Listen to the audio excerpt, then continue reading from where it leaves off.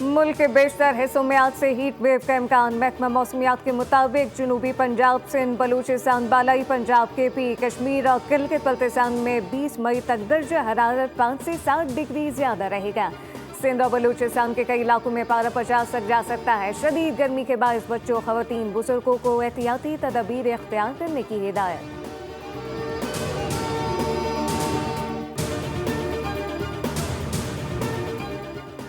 नरेंद्र मोदी, कान खोलकर सुन लो, पानी हमारी रेड लाइन है, रोकने का कभी सोचना भी मत। अगर हमारा पानी बंद करने का सोचा भी तो वाकई खून और पानी इकट्ठा नहीं बहेगा।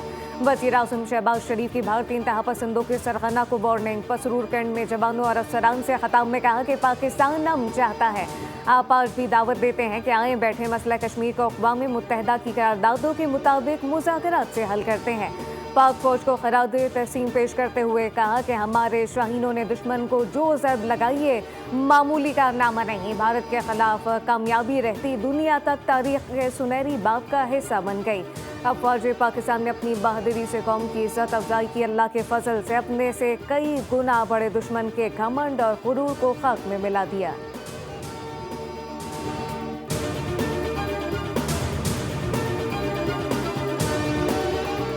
वज़ीर-ए-आज़म और army chief general Syed Asim Munir का ऑपरेशन बुनियानुल मरसूस की फ्रंट लाइन का दौरा। वफाकी वज़रा air chief marshal Zaheer Ahmed Babar Sidhu भी साथ थे। ISPR के मुताबिक सियासी अस्करी क़यादत को जंग की सूरत हाल और ऑपरेशनल तैयारियों पर ब्रीफिंग दी गई। वज़ीर-ए-आज़म की ऑपरेशन बुनियानुल मरसूस में शरीक अफसरान और जवानों से मुलाकात, अगले मोर्चों पर तैनात जवानों से बातचीत और इनके अज़म को सराहा। वज़ीर-ए-आज़म शहबाज शरीफ एयर और नेवल बेसिस का भी दौरा करेंगे। वो फ़िज़ाइया और बहरिया के जवानों से मुलाकात करेंगे।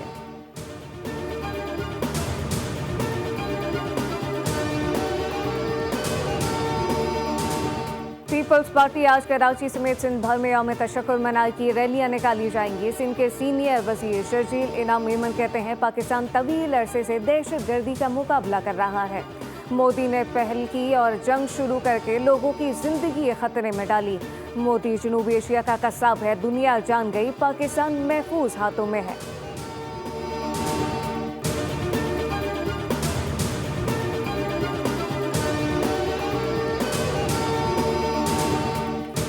गाज़ा में इसराइली फौज के वहशियाना हमले जारी। मजीद 80 फ़लस्तीनी शहीद हो गए, 22 बच्चे, 15 खवातीन जख्मी। इसराइली फौज ने मंगल को जबालिया और इर्द-गिर्द के इलाकों के हाथों रिहायशियों को इनखला की वार्निंग दी, जिसके बाद इसराइल की जानिब से रॉकेट दागे गए।